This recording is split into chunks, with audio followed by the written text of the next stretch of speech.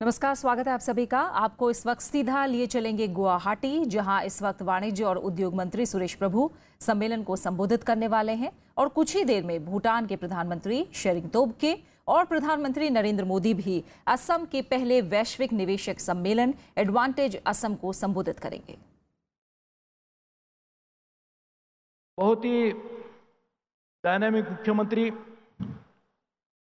जिन्होंने इतने अच्छी मात्रा में इस कार्यक्रम का आयोजन किया है, इसलिए मैं बहुत बहुत उनको बधाई देता हूं और ये उम्मीद रखता हूं कि इतने अच्छी तरह से कार्यक्रम आयोजित करने के बाद उसके नतीजे भी हमें आने वाले दिनों में बड़ी मात्रा में दिखाई देंगे। के बाद उसके नतीजे भी हमें आने वाले दिनों में बड़ी मात्रा में दिखाई देंगे। मैं सभी के उद्योग क्षेत्र के सभी नेताओं के भाषण सुन रहा था। वैसे काफी समय से सभी से बातचीत भी होती रहती है और जब सबको पूछता हूं कि क्या आपका कॉर्पोरेट स्ट्रैटेजी क्या है, अगले कुछ समय में आप क्या करना चाहेंगे, तो हर कोई उद्योग जगत का व्यक्ति मुझे कहता है कि हम ज्यादा से ज्यादा देश में निजी क्षेत्र में निवेश करना चाहते हैं। अभी भी जिसके भाषण आपने सुने, ये सभी निजी क्षेत्र के जगत के ही लोग हैं। सभी ने कहा निवेश करेंगे, असम में करेंगे। असम तो हमारे देश का एक हिस्सा है। तो मैं जानना चाहता हूं कि यदि इतने बड़े मात्रा में हमारे देश के उद्योग क्षेत्र के नेता देश में निजी क्षेत्र में निवेश कर रहे हैं, तो मुझे लगता है आगे आने वाले दिनों में हमारे वृद्धि का दर और भी बढ़ेगा। जो कल के बजट के बाद लोगों में जो एक नई उम्मीद जगी है, उसके साथ साथ हम ये वादे से कह सकते हैं कि आने वाले दिनों में बड़ी मात्रा में देश का वृद्धि का दर भी बढ़ेगा। हम जानते हैं कि हमारा देश बदल रहा है, लेकिन देश बदलने के साथ साथ राज्यों को भी बदलने की जरूरत है, क्योंकि राज्य का वृद्धि का दर ये हमारे सब मिलके कुल मिलके देश के वृद्धि का दर होता है। यदि हर राज्य अपने वृद्धि का दर बढ़ाएगा तो आने वाले दिनों में जरूर हमारे देश का ग्रोथ रेट भी ज्यादा बढ़ेगा। वो करने के लिए सभी राज्यों के साथ मिलकर हम लोग काम कर रहे हैं और मुझे कहने के लिए खुशी है कि असम में आज पहली बार ये इन्वेस्टमेंट समिट हो रहा है। इससे पहले नॉर्थ ईस्ट में कभी नहीं हुआ था, नहीं असम में हुआ था। तो ये नई शुरुआत असम से की जा रही है और ये सौभाग्य की बात है कि उसके उद्घाटन करने के लिए भी हमारे आज के प्रधानमंत्री है, लेकिन जिन्होंने जब राज्य के मुख्यमंत्री थे तो ये इन्वेस्टमेंट समिट का सिलसिला देश में शुरू किया था और आज वही इस उद्घाटन के लिए देश के प्रधानमंत्री के नाते आए हैं। तो मुझे विश्वास है कि इसी का भी एक नया डायनामिक दाब हमें मिलेगा। हम जानते हैं कि राज्य की अलग अलग विशेषताएं हैं और उस विशेषताओं को ध्यान में रखते हुए राज्य का विकास होना चाहिए। इसलिए जो प्रधानमंत्री जी ने एक तस्वीर बनाई है कि $5 ट्रिलियन की इकोनॉमी कुछ आने वाले 7-8 साल में हमारी देश की होगी, उसमें रंग भरने का काम जो सभी लोग कर रहे हैं, इसमें यह भी एक बात रहेगी कि ये 5 सभी राज्य अपने अपने विशेषताओं विविधताओं को ध्यान में रखते हुए किस तरह से उसके योगदान देंगे। लेकिन राज्य का विकास का दर जो है वो बढ़ने के लिए हर जिले के विकास दर बढ़ने की भी जरूरत है। इसीलिए हम लोग एक काम कर रहे हैं कि देश के सभी जिलों के किस तरह से क्या क्या विशेषताएं हैं उसको ध्यान में रखते हुए उस जिले का विकास किस तरह से हो। हर जिले का विकास आज जो हो रहा है उससे सिर्फ 3-4% ज्यादा होगा तो स्वाभाविक है कि राज्य का दर बढ़ेगा और साथ साथ में देश का भी विकास का दर उसी मान में बढ़ेगा। इसलिए हम इस पे ऊपर काम करने की हम लोगों ने शुरुआत की है।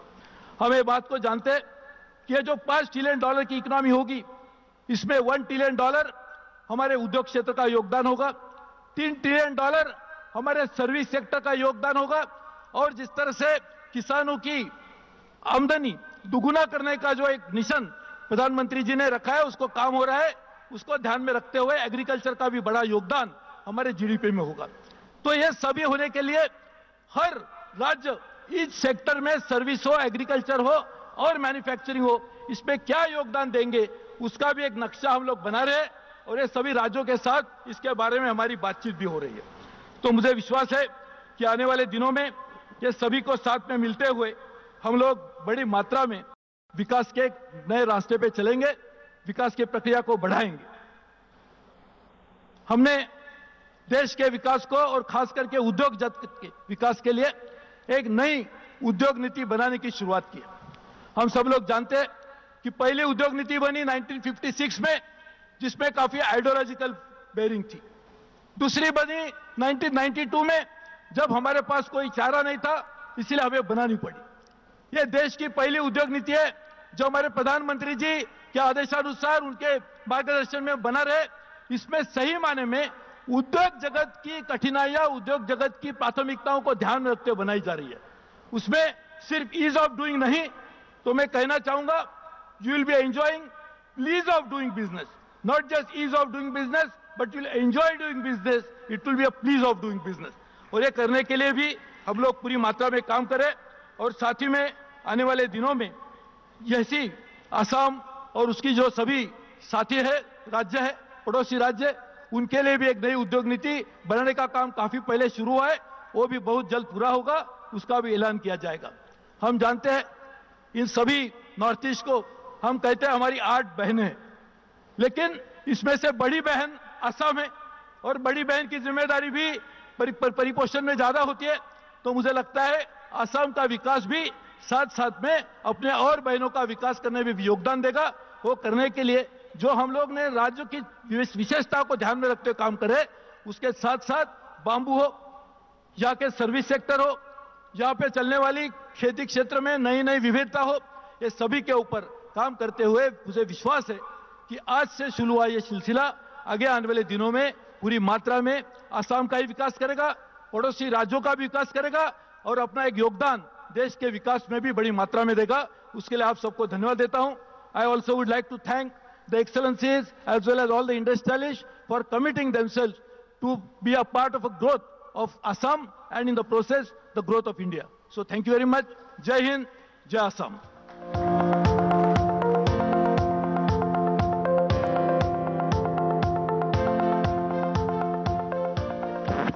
Thank you, sir.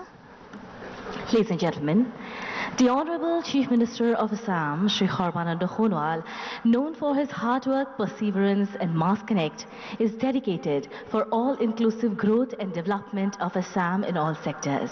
His government is all set to take Assam to lead from the front in India's growth. So now, may I take the honor of inviting the Honorable Chief Minister of Assam, Shri Sarbananda Sonowal, to address the gathering. Kindly, sir.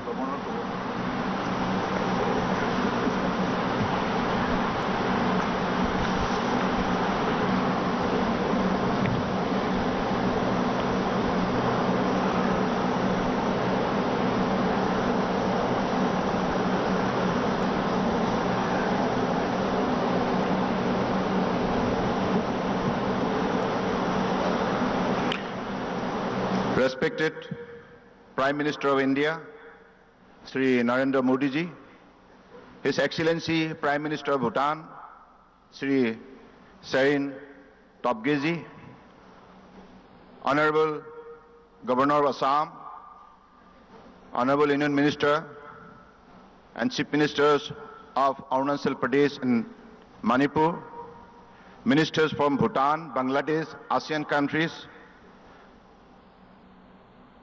dignitaries on the dais, ambassadors from various countries, business leaders from various parts of India and the world, friends from media, ladies and gentlemen, and youngsters of Assam and Northeast. It gives me immense pleasure to welcome you all in this maiden Global Investor Summit and Better Assam at Guwahati. I welcome you to the land of potentialities, possibilities, and prosperities.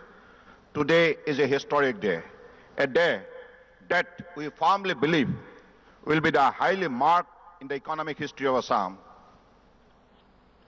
Economic resurgence of Assam and the Northeast will fuel the in their growth story in the coming days. Realizing the vast potential of the region and its talented human resources, Honorable Prime Minister Narendra Modi ji has identified the region as the new engine and new economy of New India. Assam used to be a big economic player in the pre-independence era because of tea, petroleum, and other forest and mineral resources. We are honored to have Honorable Prime Minister Modi ji to inaugurate this summit. Because of his inspiration and guidance, we could think of organizing this Global Investor Summit in the Northeastern region for the first time. He has shown us that the path to prosperity lies in honesty, hard work, and confidence to engage with the best in the world. On his inspiration, we have acted strongly against corruption and have taken steps to improve work culture in the government to make life easier for common people and businesses. Respected Pradhan Mantri ji has given us a mission to realize Air for Assam. He is the first Prime Minister who reminded the country and the world about the tremendous potential of our region. Advantage Assam Investor Summit is a humble beginning and a medium of realizing Air for Assam in every sector. Advantage Assam is not just a summit. Rather, it's an effort to bring the focus on the advantages that Assam enjoy in many sectors towards becoming a prime hub for economic activity, connectivity, innovation, and entrepreneurship. I also want to add here that one very important component of Assam new industrial push is the centrality of sector like agriculture, organic farming, bamboo industry, and tourism. These are our strengths. I ask the industry leader to explore the huge possibilities in this sector. In the shadow of climate change and pollution, our vibrant biodiversity and environment offer us the definite advantage over others. The biggest advantage that Assam, along with Northeast, enjoy, locational advantage. Having close proximity to Southeast Asian economies, Assam is India's gateway to Southeast Asia. It's the link that connects the vibrant economies of ASEAN with the Indian economy. From the very beginning, Prime Minister Modi ji has placed the Northeast at the center of India's active policy. Our engagement with ASEAN countries can bring trade, tourism, employment to our region. With the blessing of Prime Minister, we invited ministers from Bhutan, Bangladesh, and ASEAN countries. I thank Prime Minister of Bhutan and all ministers from different countries for their kind presence here today. Taking inspiration from the Prime Minister's active policy, we have set up a separate active policy affairs department. We propose to make Guwahati as business hub for interaction with ASEAN. We have notified the state capital region around Guwahati. We propose to build a world-class trade center comprising of 65-story twin tower. Central government has started to work on a new terminal at Guwahati Airport. Bangladesh and Bhutan have set up their consulate in Guwahati. I invite all ASEAN countries to set up their consulate in Guwahati and start flight from their country to Guwahati. Brahmaputra, along with River Barak, and more than 100 tributaries have huge potential for river transport, tourism, and industry. In order to make the rivers navigable, dredging has been taken up in both Barak and Brahmaputra. We hope to get access to the Bay of Bengal through Chittagong port in Bangladesh in near future. Assam is blessed with very rich biodiversity, including variety of wildlife.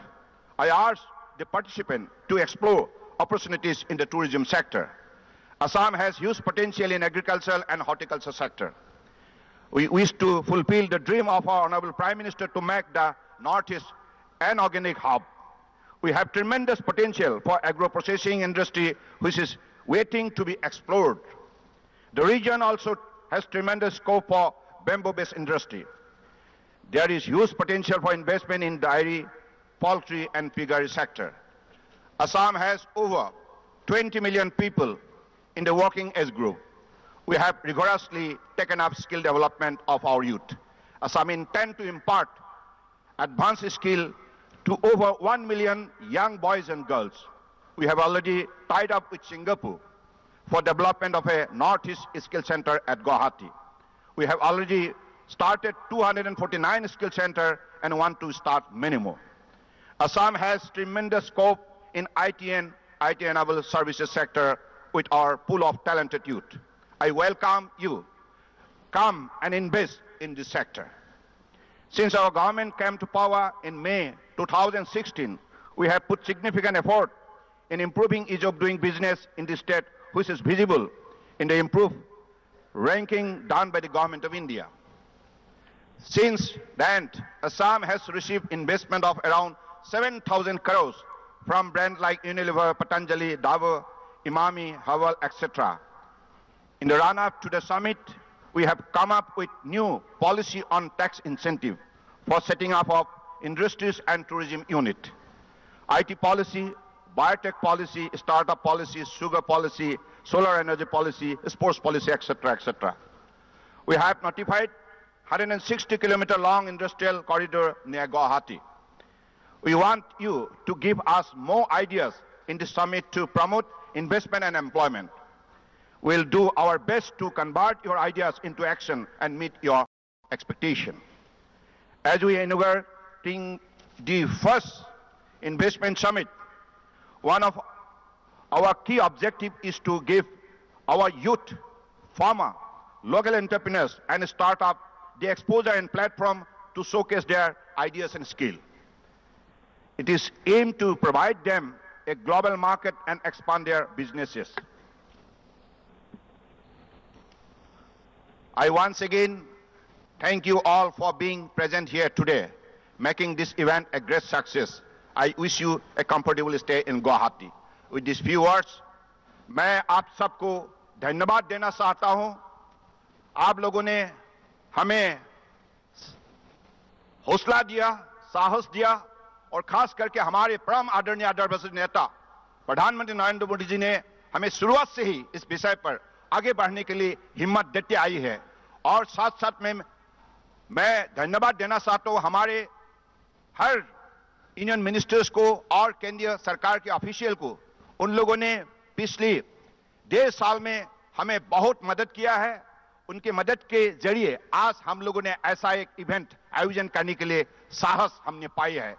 मैं फिर से असम की जनता की तरफ से Barack valley, Brahmaputra valley, पहाड़ और मैदान सब में बसे हुए हर व्यक्ति की तरफ से परम आदरणीय प्रधानमंत्री जी को मैं धन्यवाद देना चाहता हूं, क्योंकि उन्होंने उत्तर पूर्व राज्यों के विकास के लिए जो मजबूत कदम उठाए हैं, ये हमारे नई पीढ़ियों के लिए एक साहस का नमूना बन गया है. तो मुझे लगता है अगले दिनों में हम ऐसे ही आगे बढ़ते जाएंगे. प्रधानमंत्री जी हमें आशीर्वाद देते रहिएगा और हमारे हर केंद्रीय मंत्री को हमारे आवेदन है, आप भी हमें हौसला देते रहिएगा. और आज इंडस्ट्री जगत के जो भी हस्ती यहां उपस्थित है, मैं सबको धन्यवाद देता हूं, क्योंकि आप लोगों ने आज आकर हमें एक नई दिशा दिया. बहुत बहुत धन्यवाद. और I am specially thankful to the foreign delegates because your presence, particularly the Prime Minister from Bhutan, Mr. Tobgay, who has been here for last 3 days, and he has been very much kind to announce the air connectivity from Guwahati to Singapore. This is a great news for all of us. তো মই এইখিনি কথাকে কৈ আজি ইয়াত উপস্থিত থকা সমূহ ৰাইজলৈ আন্তৰিক কৃতজ্ঞতা আৰু শ্ৰদ্ধা জনাইছো, ধন্যবাদ জনাইছো. আৰু বিশেষকৈ অসমৰ বৰাক ব্ৰহ্মপুত্ৰ পাহাৰ ভৈয়ামত অৱস্থান কৰা প্ৰত্যেকগৰাকী ব্যক্তিৰ শ্ৰীচৰণত কোটি কোটি প্ৰণাম যাচিছো. আজি অসমৰ ৰাইজে সহযোগিতা আগবঢ়োৱাৰ বাবে আজি আমি এনেধৰণে এই বিনিয়োগকাৰী সন্মিলন আয়োজন কৰাৰ আমি সাহস গোটাইছো. অসমৰ ৰাইজলৈ কোটি কোটি প্ৰণাম. আৰু লগতে অসমৰ সাংবাদিক বন্ধুসকলেও এই ক্ষেত্ৰত যি দৃঢ়তাৰে সহযোগিতা আগবঢ়াইছে তাৰ বাবে মই ধন্যবাদ জনাইছো. ধন্যবাদ. জয় আই অসম, ভাৰত মাতা কি জয়, জয় Hind.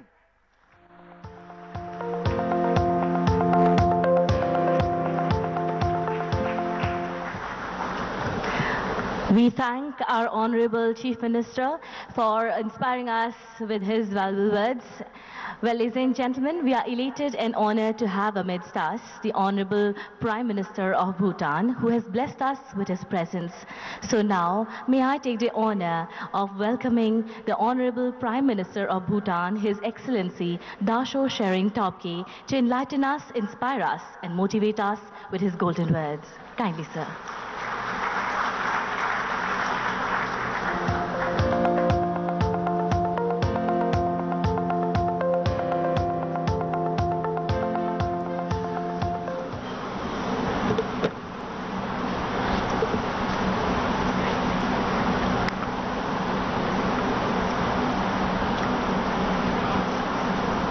Shri Narendra Modi ji, Honorable Prime Minister of India, Honorable Governor of Assam, Shri Sarbananda Sonowal, Honorable Chief Minister of Assam, Honorable Union Cabinet Ministers, Chief Ministers, champions of business and industry, distinguished guests, ladies and gentlemen. I have the honor of conveying the warm greetings of His Majesty the King and the people of Bhutan. 50 years ago, in January 1968, Bhutan and India established formal diplomatic relations.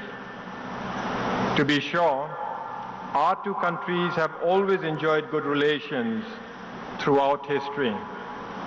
But since 1968, our relationship has grown as never before into an exemplary friendship, one that has overcome the differences in size, wealth, and population, a friendship that has been defined by mutual trust, understanding, and cooperation, a friendship that is the envy of our region. 50 years ago, Bhutan shared its policy of self-imposed isolation. At that time, my country did not have diplomatic relations with any other country. The entire country had just 2 dusty roads and a handful of cars. And most of us eked out a living of subsistence farming. Our life expectancy was a mere 48 years, and our per capita income was barely $150. Life was short and difficult. We were basically a poor medieval country, even in the 20th century.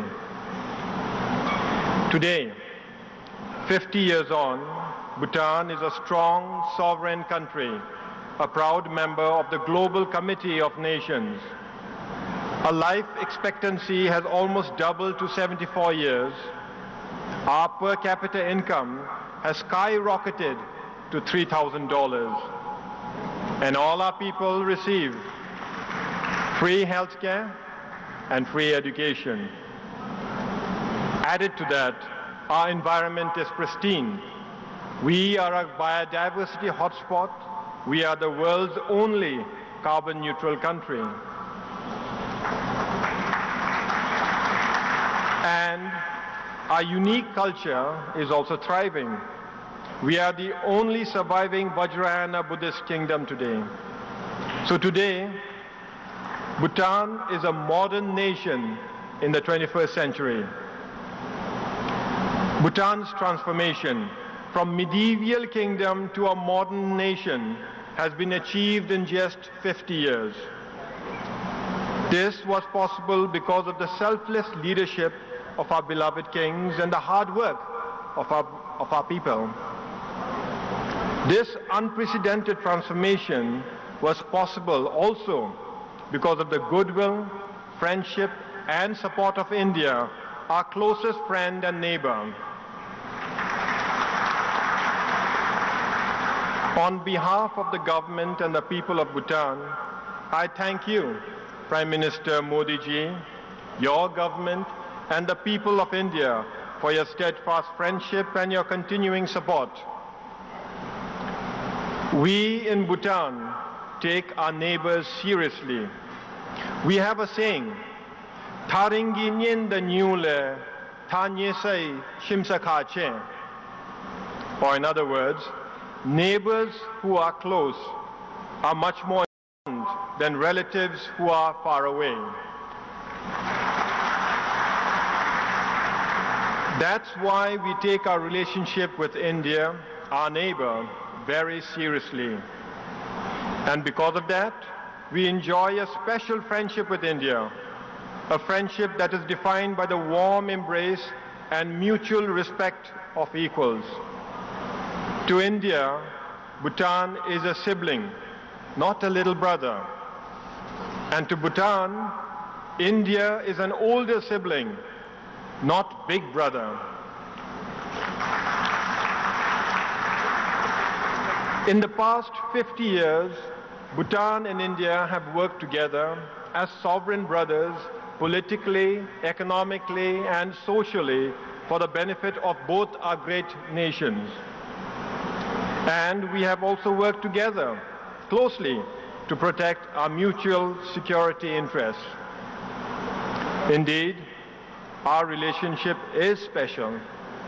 It is a role model, a shining example to the world of good neighborliness. Prime Minister Modi calls our friendship B for B. Bharat for Bhutan, Bhutan for Bharat.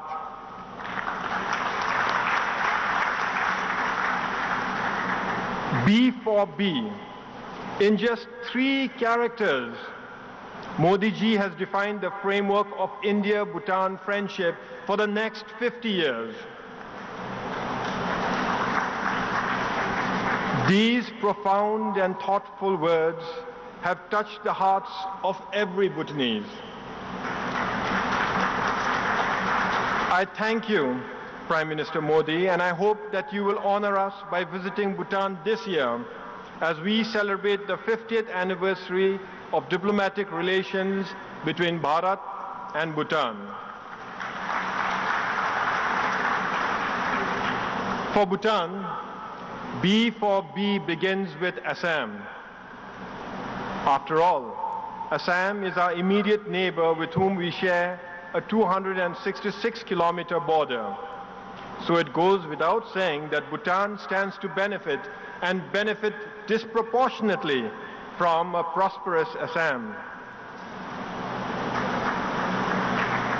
That's why I am delighted to take part in Advantage Assam.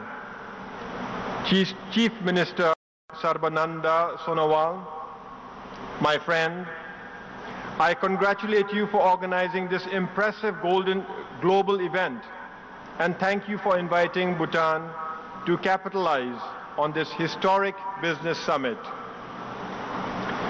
Just yesterday, Sonowal ji and our Foreign Minister, Limpo Tamchu Dorji, jointly inaugurated the Royal Bhutanese Consulate in Guwahati. This important mission will serve all of Northeast India. It will enhance people-to-people contact. It will strengthen relations, and it will channel the benefits of Advantage Assam to a blossoming Bhutan. In particular, our new consulate will make visiting and investing in Bhutan easier and more enjoyable. Actually, visiting my country is already quite easy. Samduk Jongka is barely 100 kilometers away from Guwahati, so you can drive there in an hour and a half. Gelifu is only 240 kilometers away. That's a quick 4-hour drive from here. I'd like to invite you there, where in both these places you will find brand new industrial estates welcoming you, and perhaps even competing for your investments and your money. If you prefer to fly, you can take Druk Air, our national flag carrier, from here to Paro. You'll be in Bhutan in a mere 25 minutes. Once there, you will find that there's much more to Bhutan than our unique culture, our pristine environment, and our friendly people. You'll find that the business environment in Bhutan is surprisingly conducive. For example, doing business in Bhutan is relatively easy. The World Bank ranks Bhutan number 75 in its ease of doing business index. But we are not satisfied. We are already working to get to the top 50. You'll also find that Bhutan is relatively corruption-free. Transparency International places Bhutan at a respectable 27 in the Corruption Perception Index. And you'll find that Bhutan is peaceful. According to the Global Peace Index, Bhutan is the 13th most peaceful and stable country in the world. In addition, there are 3 little-known secrets that might interest you. The first is the cost of energy. At 2.23 rupees per unit, our industries have access to the cheapest electrical power in the world. The second is our free trade agreement with India. This agreement guarantees us free and complete access to India's huge market. Basically, you get to enjoy all the advantages of being in Bhutan, and you can export freely without any barriers to India. And the third secret is that Bhutan's small economy is booming. The IMF has recently forecast that our GDP will grow by 11.2% in 2018. That would make us the second fastest growing economy in the world this year. All this should make Bhutan attractive to potential investors. And it is. But I know that I shouldn't pitch and push Advantage Bhutan at this summit.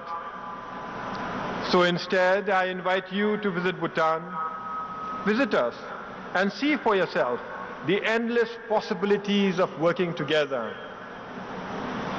As for Assam, Assam today is on a remarkable growth trajectory, underpinned by Prime Minister Modi ji's special attention and special focus to the Northeast, and with Chief Minister Sonowal's relentless efforts, Assam is poised for the dawn of a new era. Advantage Assam will drive this vision forward. This gives all of us great cause for hope and optimism. As Assam's immediate neighbor, we in Bhutan are excited, optimistic, and hopeful. Bhutan stands to benefit from Assam's growth and prosperity as we are bound by history, geography, and shared hopes and aspirations. Put simply, Advantage Assam means Advantage Bhutan. I thank you, Chief Minister Sonowal, for inviting me and the delegation to participate in this momentous summit.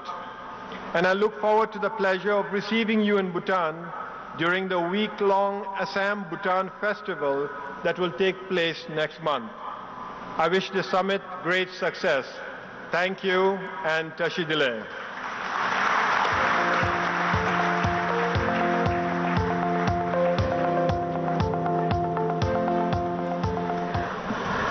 We thank the Honorable Prime Minister of Bhutan for his valuable speech. A visionary leader working in the mission mode to realize his supreme dream of regenerating and transforming India.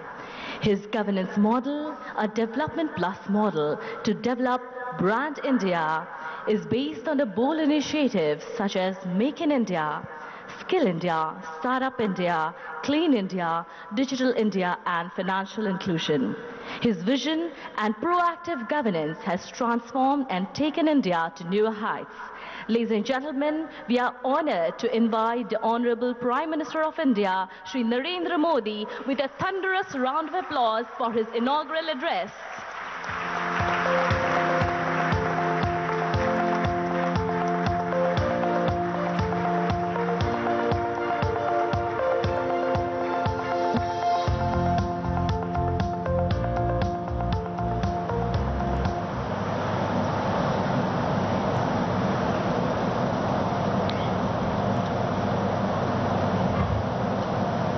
Bhutan के प्रधानमंत्री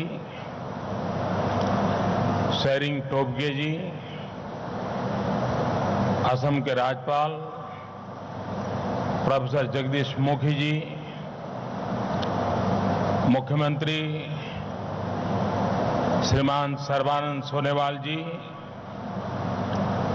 विश्व भर से और विशेषकर ASEAN देशों से आए प्रतिनिधिगण, देश भर से आए उद्यमी और यहां उपस्थित अन्य सभी महानुभाव, आज এই হন মিলনে উপস্থিত আপনা লোক সকলকে মই আন্তরিক শুভেচ্ছা জ্ঞাপন কৰিছো।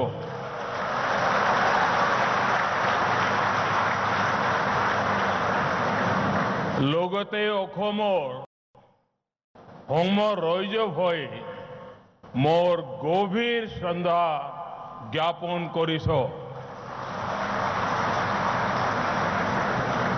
ग्लोबल इन्वेस्टर समिट में मैं आप सभी का हृदय से स्वागत करता हूं। इस समिट में आप सभी की उपस्थिति ये दिखा रही है कि असम किस तरह प्रगति के पथ पर आगे बढ़ रहा है। विशेषकर मुख्य अतिथि के तौर पर प्रधानमंत्री श्री टोब्गे की उपस्थिति भारत और भूटान की अटूट मित्रता की गवाही दे रही है। Friends, we created the Act East policy and the Northeast each at the heart of it. The Act East policy requires increased people-to-people contact, trade ties, and other relations with countries on India's east, particularly ASEAN countries. The tagline of this summit is very appropriate and it gives a big message. Advantage Assam, India's expressway to ASEAN. It's not just a statement, but it is a holistic vision. Recently, we had the ASEAN-India Summit celebrating 25 years of our partnership. ASEAN-India partnership may be 25-year-old, but our ties with these nations go back to thousands of years. It was a privilege for India to host heads of 10 ASEAN countries, honored guests at our Republic Day function in New Delhi. Bangladesh has recently opened a consulate in Guwahati, becoming the first country to do so. I'm happy to learn that the royal government of Bhutan has opened Bhutanese consulate in Guwahati yesterday. भाइयों और बहनों, भारत की growth story में और गति भी आएगी जब देश में हमारे पूर्वोत्तर में रहने वाले लोगों का, यहां के समाज का, इस पूरे क्षेत्र का संतुलित विकास भी तेज गति से हो। मेरा मानना है कि इंफाल से लेकर के गुवाहाटी तक और कोलकाता से लेकर के पटना तक पूर्वी भारत के विकास का नया ऊर्जा केंद्र बनना चाहिए और यही हमारा विजन और यही हमारा अप्रोच है। इस विजन पर चलते हुए पिछले 3.5 वर्षों में केंद्र सरकार की तरफ से और पिछले 1.5 वर्ष में असम सरकार की तरफ से किए गए प्रयासों का परिणाम अब और बेहतर तरीके से दिखाई देने लगा है। आज जितने व्यापक पैमाने पर ये आयोजन हो रहा है वो कुछ वर्ष पहले तक कोई सोच भी नहीं सकता था। ये इसलिए संभव हुआ है क्योंकि देश में कुछ बदल नहीं सकता की सोच अब बदल गई है। लोगों में हताशा की जगह अब हौसला और आशा ने ले ली है। साथियों, आज देश में 2 गुनी रफ्तार से सड़कें बन रही हैं, 2 गुनी रफ्तार से रेल लाइन का दोहरीकरण हो रहा है, लगभग 2 गुनी रफ्तार से रेल लाइन का बिजलीकरण हो रहा है। भाइयों और बहनों, हम सारी योजनाओं को उस दिशा की तरफ ले जा रहे हैं जो गरीब, निम्न मध्यम वर्ग और मध्यम वर्ग की जिंदगी में क्वालिटेटिव चेंज लाए। हम अपनी योजनाओं को लोगों की आवश्यकताओं से जोड़ रहे हैं। ऐसी योजनाएं जो उनकी जिंदगी को आसान बनाएं, ईज ऑफ लिविंग को बढ़ाएं। आपकी जानकारी में होगा कि सरकार ने बजट में आयुष्मान भारत योजना इसका ऐलान किया है। अपनी तरह की दुनिया की ये सबसे बड़ी योजना है। साथियों, जो गरीबी में पला बढ़ा है, जो गरीबी के कष्ट को सहते हुए आगे बढ़ा है, उसे इस बात का हमेशा एहसास होता है कि गरीब के लिए सबसे बड़ी चिंता होती है बीमारी का इलाज। जब कोई एक व्यक्ति गंभीर रूप से बीमार हुआ तो पूरा परिवार लंबे समय तक आर्थिक संकट से बाहर नहीं आ पाता है। गरीबों को इस संकट, इस चिंता से मुक्त करने के लिए हम देश के 10 करोड़ से ज्यादा परिवारों को आयुष्मान भारत से जोड़ रहे हैं। इस योजना के तहत हर गरीब परिवार को चिन्हित अस्पतालों में साल में 5 लाख रुपए तक मुफ्त इलाज की सुविधा दी जाएगी। इस योजना से करीब करीब देश के 45 से 50 करोड़ लोगों को फायदा होगा। इस योजना के कारण टियर 2 और टियर 3 सिटीज में हॉस्पिटलों की चेन बनाने की संभावना बढ़ गई है।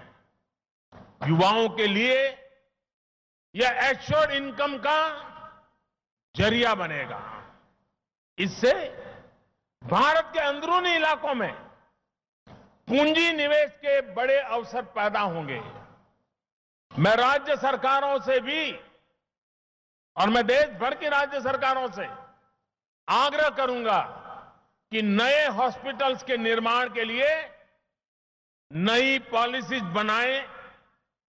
आयुष्मान भारत के अलावा भी सरकार ने अपनी 2 और योजनाओं के जरिए गरीब और निम्न मध्यम वर्ग की सेहत से जुड़ी चिंता को बहुत कम किया है। इस सरकार ने प्रधानमंत्री सुरक्षा बीमा योजना और जीवन ज्योति योजना से देश के 18 करोड़ से ज्यादा गरीबों को सुरक्षा कवच प्रदान किया है, उन्हें बड़ी चिंता से मुक्त किया है। इसके अलावा 3000 से ज्यादा प्रधानमंत्री जन औषधि परियोजना के तहत जन औषधि केंद्रों पर 800 से ज्यादा सस्ती दवाइयों की बिक्री और स्टेंट की कीमत में 85% की कमी, नीम प्लांट पर कीमत पर नियंत्रण, ऐसे अनेक कार्य इस सरकार ने किए हैं जो मध्यम वर्ग को भी बहुत बड़ी राहत दे रहे हैं। साथियों, आसियान देश हो, बांग्लादेश, भूटान, नेपाल हो, हम सभी एक तरह से कृषि प्रधान देश हैं। किसानों की उन्नति इस पूरे क्षेत्र के विकास को नई ऊंचाई पर पहुंचा सकती है। इसलिए हमारी सरकार देश के किसानों की आय 2 गुना करने के लक्ष्य पर आज काम कर रही है। इस लक्ष्य की प्राप्ति के लिए जहां एक तरफ सरकार का जोर इस बात पर है कि किसान खेती पर होने वाले खर्च को कम कर सके, वहीं किसानों को उनकी फसलों की उचित कीमत मिले, इस ओर भी हम एक के बाद एक कदम उठाते चले जा रहे हैं। इस वर्ष सरकार एग्रीकल्चर और ग्रामीण सेक्टर पर 14 लाख करोड़ रुपए से ज्यादा खर्च करने जा रही है। हमने अभी 2 दिन पहले किसानों को फसलों की उचित कीमत दिलाने के लिए एक और बड़े फैसले का ऐलान किया है। इसके अंतर्गत किसानों को उनकी फसलों का कम से कम 50% यानी कि 1.5 गुना मूल्य सुनिश्चित होगा। इसके अलावा सरकार 22,000 ग्रामीण हाटों का ग्रामीण एग्रीकल्चर मार्केट के तौर पर विकसित करेगी और उन्हें इनाम यानी electronic national agriculture market platforms के साथ जोड़ा जाएगा। भाइयों और बहनों, कुछ हफ्तों पहले हमने एक और महत्वपूर्ण फैसला लिया है और आज मैं नॉर्थ ईस्ट में हूं, उत्तर पूर्व में हूं, तो इस फैसले का जरूर जिक्र करना चाहता हूं। साथियों, वैज्ञानिक तौर पर बांस घास की श्रेणी में आता है, लेकिन करीब 90 साल पहले हमारे यहां कानून बनाने वालों ने इसे पेड़ का दर्जा दिया था। इसका नतीजा यह हुआ कि बांस चाहे कहीं भी उगे, उसे काटने के लिए, उसे ट्रांसपोर्ट करने के लिए परमिट की जरूरत पड़ती थी, मंजूरी की जरूरत पड़ती थी। मुझे लगता है पूरे देश में अगर किसी क्षेत्र के लोगों को सबसे ज्यादा इसके कारण नुकसान हुआ है तो वह नॉर्थ ईस्ट, उत्तर पूर्व के लोगों का ही नुकसान हुआ है। इतने वर्षों के बाद देश आजाद हुआ, कितने ही सरकारें आई, कितनी सरकारें गई, लेकिन बांस को पेड़ की परिभाषा से अलग करने के देश के लाखों किसानों, आदिवासियों को लाभ पहुंचाने का काम हमारी सरकार ने ही किया है। अब हम लगभग 1300 करोड़ की लागत राशि से नेशनल बाम्बू मिशन को रिस्ट्रक्चर कर रहे हैं। नॉर्थ ईस्ट के लोगों को, खासकर यहां के किसानों को बजट के द्वारा एक और फायदा मिलने जा रहा है। भाइयों और बहनों, हमारे यहां खेती के लिए कर्ज मिलना बहुत एक मात्रा में आसान है, लेकिन जो खेती से जुड़े अन्य व्यवसाय होते हैं, जैसे पोल्ट्री, मछली पालन, मधुमक्खी पालन, पशुपालन, इसके लिए कर्ज लेने में किसानों को हमेशा दिक्कतें होती थी।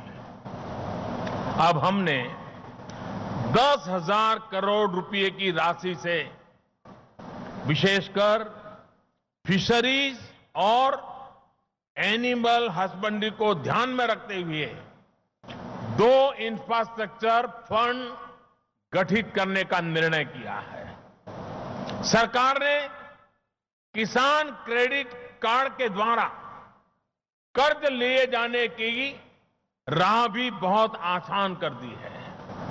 इस सरकार ने एफोर्डेबल हाउसिंग के क्षेत्र में भी ऐसे ऐसे नीतिगत निर्णय लिए हैं, सुधार किए हैं, जो देश के हर गरीब को घर देने के सरकार के लक्ष्य को पूरा करने में मदद करेंगे। प्रधानमंत्री आवास योजना के तहत पिछले 3 वर्षों में लगभग 1 करोड़ घर बनाए गए हैं। हमने अभी बजट में ऐलान किया है कि इस वर्ष के साथ साथ अगले वर्ष भी 51 लाख नए घर बनाए जाएंगे। निम्न मध्यम वर्ग और मध्यम वर्ग की अपेक्षाओं को ध्यान में रखते हुए सरकार इस वर्ग को ब्याज में काफी छूट भी दे रही है। इसके अलावा रेरा RERA यानी रियल एस्टेट रेगुलेशन और डेवलपमेंट एक्ट की वजह से भी इस सेक्टर में पारदर्शिता आई है और मध्यम वर्ग को घर मिलने में आसानी हुई है। एफोर्डेबल हाउसिंग के क्षेत्र में पिछले दिनों पूंजी निवेश काफी बढ़ा है। मैं विदेश के लोगों से भी इस क्षेत्र में बढ़ चढ़ करके हिस्सा लेने के लिए अपील करता हूं। भाइयों और बहनों, सरकार की एक योजना कैसे देश में ऊर्जा क्रांति ला रही है, कैसे मध्यम वर्ग को बड़ी राहत दे रही है, उसका उदाहरण है उजाला योजना। पहले की सरकार के समय 350-400 रुपये में बिकने वाला एक एलईडी बल्ब अब 40 से 45 रुपये में मिल रहा है। एक अनुमान है कि जिन घरों में 5 एलईडी बल्ब लगे हैं, उन परिवारों को हर महीना कम से कम 400 से 500 रुपए बिजली बिल में बचत हो रही है। अब तक उजाला योजना के तहत देश में 28 करोड़ से ज्यादा एलईडी बल्ब बांटे जा चुके हैं। इसकी वजह से देश के ज्यादातर मध्यम वर्ग के लोगों को हर साल लगभग 15,000 करोड़ रुपयों की बचत बिजली बिल में हो रही है। आसियान देशों में भी आज एलईडी बल्ब की मांग बढ़ी है और यह भारतीय ट्रेडर्स के लिए एक अच्छा अवसर है। साथियों, लक्ष्य तय करके काम पूरा करना इस सरकार की कार्य संस्कृति है, वर्क कल्चर है। असम के लोगों को इस बात का एहसास है कि कैसे जिस ढोला सादिया ब्रिज का मैंने लोकार्पण किया था, वो अगर पहले की रफ्तार से चलता तो वो ब्रिज आज भी वहां कंस्ट्रक्शन का काम धीमी गति से चलता होता। हमने सरकार में पूरे शासन तंत्र के काम करने के तरीके को बदलने का एक बहुत बड़ा काम किया है। इसी का नतीजा है कि हम न सिर्फ समय पर योजनाएं पूरी कर रहे हैं, बल्कि अब उस स्थिति में है कि योजनाओं को समय से पहले पूरा कर सकें। इसी तरह गरीब महिलाओं को लकड़ी के धुएं से मुक्ति दिलाने वाली उज्ज्वला योजना को भी हम समय से पूरा करने की तरह बहुत तेजी से आगे बढ़ रहे हैं। हमारा लक्ष्य था कि 2019 तक 5 करोड़ गरीब महिलाओं को मुफ्त गैस कनेक्शन देंगे। अब तक इस योजना के माध्यम से 3 करोड़ 30 लाख से ज्यादा महिलाओं को लाभ मिल चुका है। अब इस बजट में हमने तय किया है कि अब उज्ज्वला योजना के तहत 8 करोड़ महिलाओं को मुफ्त गैस कनेक्शन दिया जाएगा। साथियों, 2014 से पहले के 10 वर्षों में हमारी नौजवान पीढ़ी की एस्पिरेशन को जिस तरह नजरअंदाज किया गया, वो कभी नहीं भूला जा सकता। देश के नौजवानों की इच्छा थी अपने दम पर कुछ करने की, लेकिन जब वो बैंक से कर्ज मांगने जाता था तो उसे बैंक गारंटी मांगी जाती थी।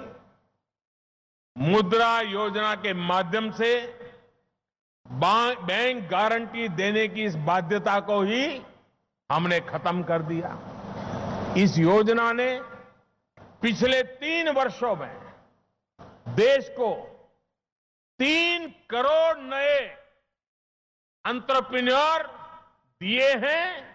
ये वो लोग हैं जिन्होंने अपना काम शुरू किया है, जो स्वरोजगार कर रहे हैं।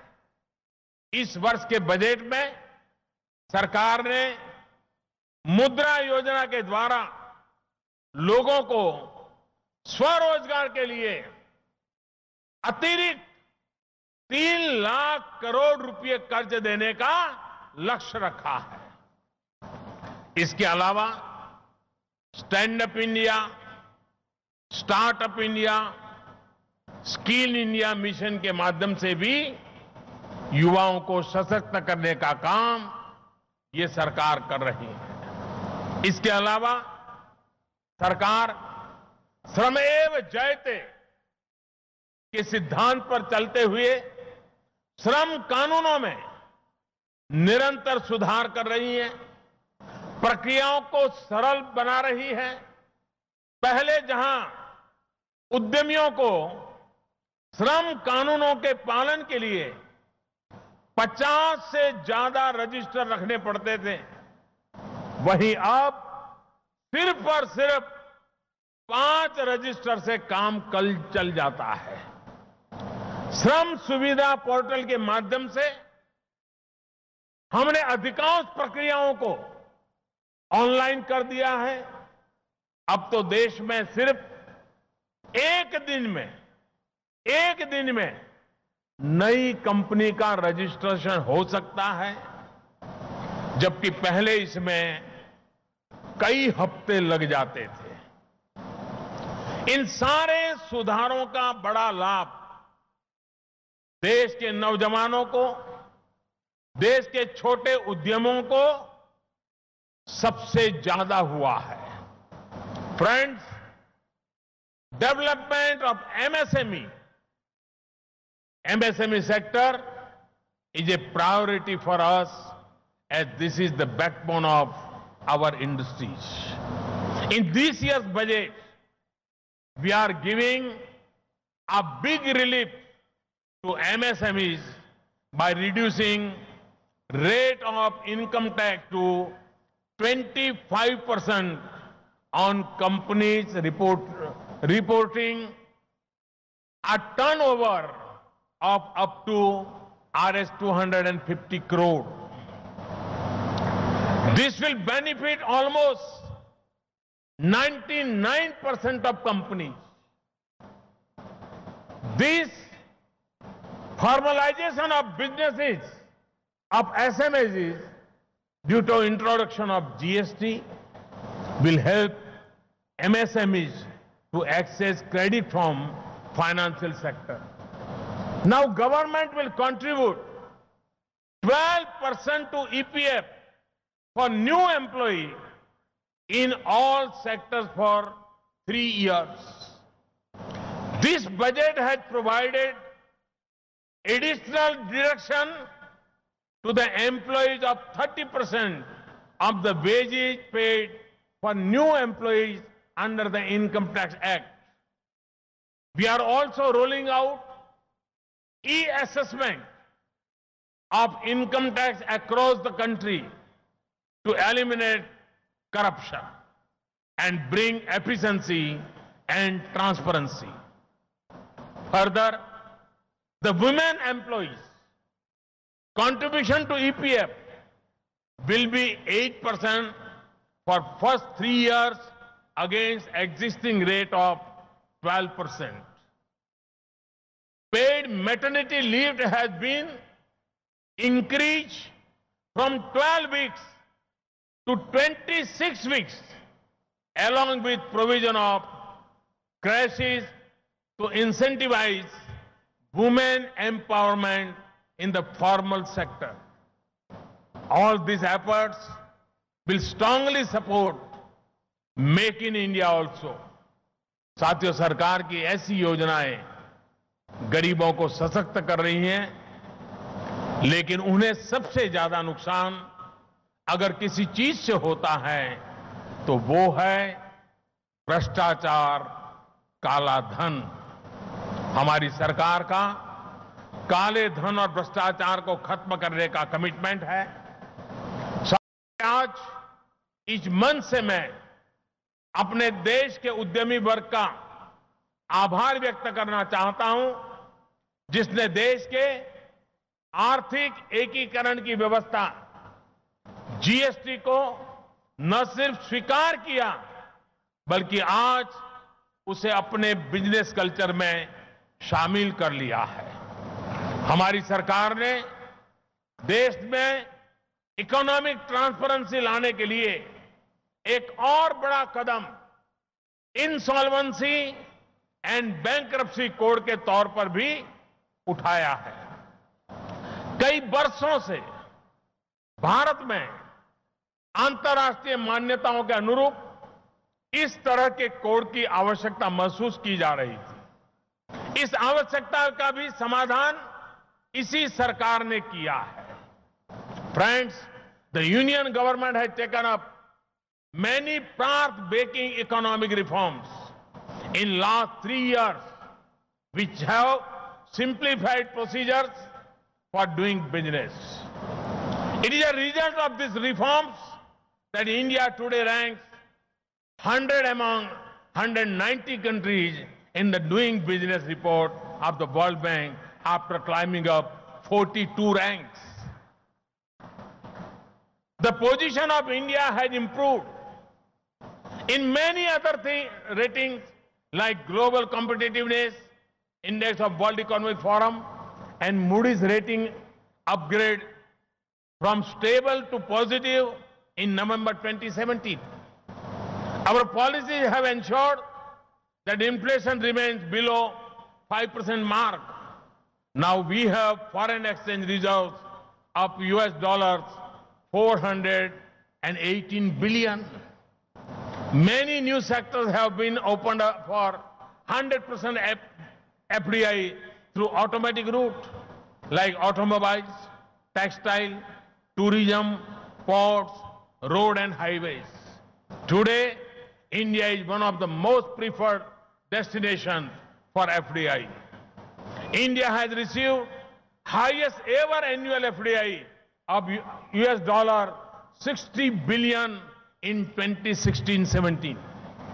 The world sees India today as an emerging powerhouse for economic growth. I am happy to note that Assam is ranked first. The Assam is ranked first among the northeastern states in the ease of doing business report. I am sure that with the present leadership of the state government, Assam is going to further improve its current position to emerge as one of the most sought after states for industrial investment in the country. Friends, today our focus is on infrastructure investment, and next year we will be investing about rupees 6 lakh crore in this sector. This year, we aim to complete more than 9,000 kilometers length of national highways. We will be developing 35,000 kilometers of roads with investment of rupees 5.35 lakh crore under Bharatmala project. The railways will make an investment of rupees 1.48 lakh crore in 2018-19. Our target is to redevelop 600 major railway stations in coming years. All these investment decisions will speed up development and are expected to generate lakhs of jobs in the coming years. साथियों, आज मैं एक और विषय पर भी बात करना चाहूंगा। इस धरती के महान सपूत भूपेन हजारिका जब वो 13 साल की उम्र के थे, 13 साल की कम उम्र में उन्होंने एक कविता लिखी थी और भूपेन दा ने कविता उस समय लिखी थी जब अंग्रेजों का शासन था। ये पूरा क्षेत्र, पूरा देश गुलामी के बंधनों में जकड़ा हुआ था। उस समय स्वर्गीय भूपेन हजारिका जी ने कविता लिखी तो लिखा था, अग्नि जगो फिरिंगोती मोई नौतुन ओखम घोड़िम हर बहार हर बस्व पुनोर फिरायानिम नोतुन औखम ओडिम, और इसका मतलब होता है अंगारे की तरह धरती युग में मैं एक चिंगारी की तरह हूं। मैं एक नए आसाम का निर्माण करूंगा जो पीड़ित है, जो वंचित है, उन्होंने जो खोया है वो वापस लेकर आऊंगा। 13 साल की उम्र में भूपेन हजारिका के संदेश, मैं एक नए आसाम का निर्माण करूंगा। स्वतंत्रता से पूर्व देश के अलग अलग क्षेत्रों में देखे गए ऐसे लाखों करोड़ों वीर वीरांगनाओं के सपने पूरे करने का हम सब पर दायित्व है। इस दायित्व को पूरा करने के लिए हम सभी 2022 तक, जैसे हजारिका ने नए आसाम का सपना देखा था, वैसे न्यू इंडिया के सपने को पूरा करने का संकल्प लिया हुआ है। संकल्प से सिद्धि की इस यात्रा में नॉर्थ ईस्ट के लोगों की आवश्यकताओं को देखते हुए, उनकी जरूरतों को समझते हुए योजनाएं बनाई जा रही हैं और उन्हें लागू किया जा रहा है। मैं मानता हूं कि नॉर्थ ईस्ट के 8 राज्य अष्टलक्ष्मी देश के विकास के नए ग्रोथ इंजन है, और इनकी गति बढ़ने का मतलब है देश के विकास की गति बढ़ना। इसलिए हमारी सरकार द्वारा उत्तर पूर्व में, नॉर्थ ईस्ट में ट्रांसफॉर्मेशन बाय ट्रांसपोर्टेशन, इस नीति पर जोर दिया जा रहा है। इंफ्रास्ट्रक्चर में किया जा रहा निवेश इस पूरे क्षेत्र की तस्वीर को बदलने का काम कर रहा है। पिछले 3 वर्ष में नॉर्थ ईस्ट में सिर्फ रेलवे में ही औसतन 5,300 करोड़ रुपए प्रति वर्ष खर्च किए गए। लगभग 47,000 करोड़ रुपए की राशि से नॉर्थ ईस्ट में 15 नई रेल लाइनों पर काम किया जा रहा है। आने वाले दिनों में जब अगरतला अखौड़ा रेल का काम पूरा होगा, त्रिपुरा बांग्लादेश के बीच रेलवे कनेक्टिविटी बनेगी, तो इसका पूरा फायदा पूरे क्षेत्र को होगा। सरकार ने लगभग 33,000 करोड़ रुपए की लागत से नॉर्थ ईस्ट में करीब करीब 4,000 किलोमीटर नेशनल हाईवे के निर्माण को स्वीकृति दी है। इसके अलावा सरकार अगले 2 से 3 वर्ष में 90,000 करोड़ रुपीस, 90,000 करोड़ रुपए की लागत राशि से उत्तर पूर्व में, नॉर्थ ईस्ट में रोड और नेशनल हाईवेज का निर्माण करेगी। भाइयों और बहनों, प्रधानमंत्री ग्रामीण सड़क योजना जब अटल बिहारी वाजपेयी जी प्रधानमंत्री थे तब प्रारंभ हुई थी।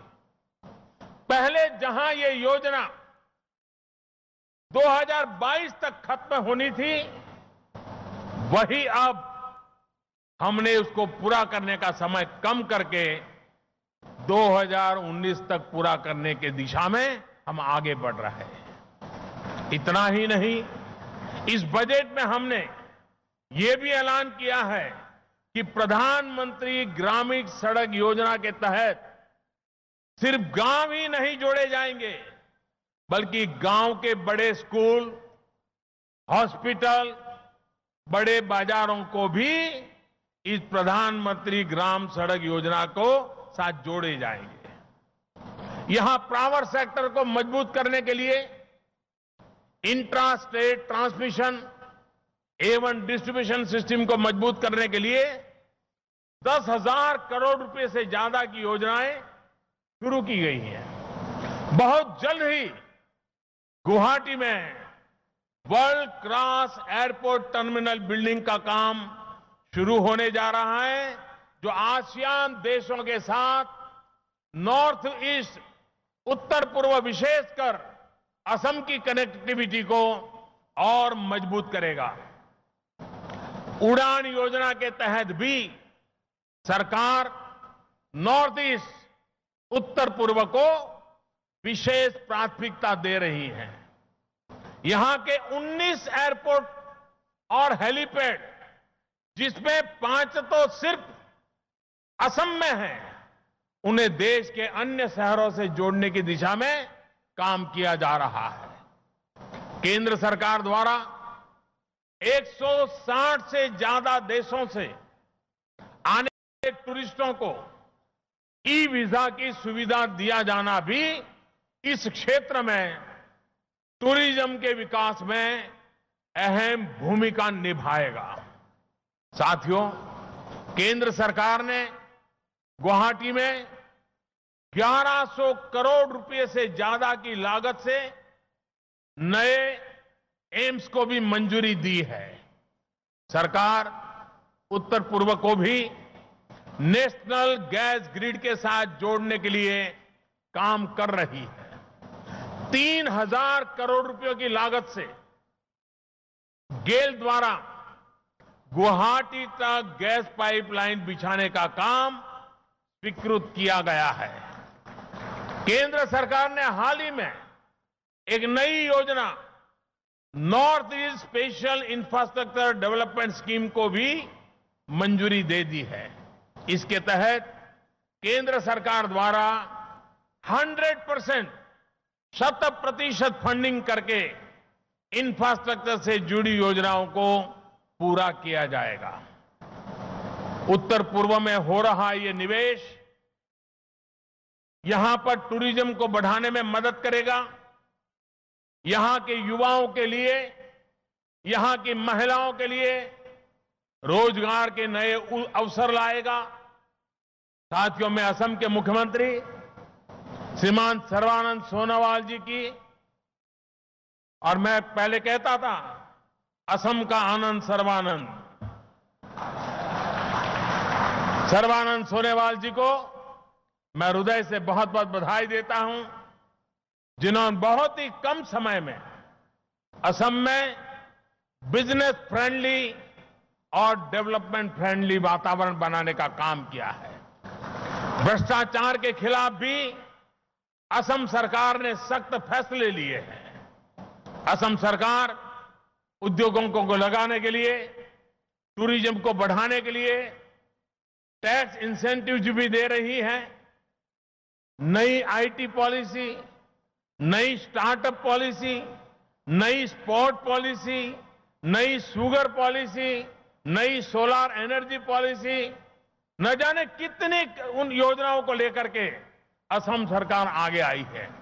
मैं राज्य सरकार की इस बात के लिए भी भूरी भूरी प्रशंसा करता हूं कि वो गुवाहाटी को आसियान देशों के साथ व्यापार के लिए एक बिजनेस हब के तौर पर विकसित कर रहे हैं। गुवाहाटी को स्मार्ट सिटी के तौर पर भी डेवलप किया जा रहा है।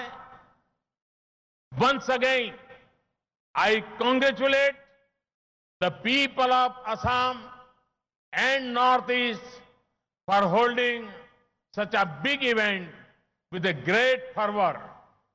I also express my thanks to the participating dignitaries present from across the ASEAN and BBN countries in the Global Investor Summit. I'm sure the summit is just a beginning and will add a new chapter to our 1,000-year-old relations with you. एक बार फिर मैं उत्तर पूर्व के लोगों को, असम के लोगों को इस विशेष आयोजन के लिए बहुत बहुत शुभकामनाएं देता हूं। अपन लोगों को बहुत बहुत धन्यवाद। आप सभी का बहुत बहुत धन्यवाद। Thank you.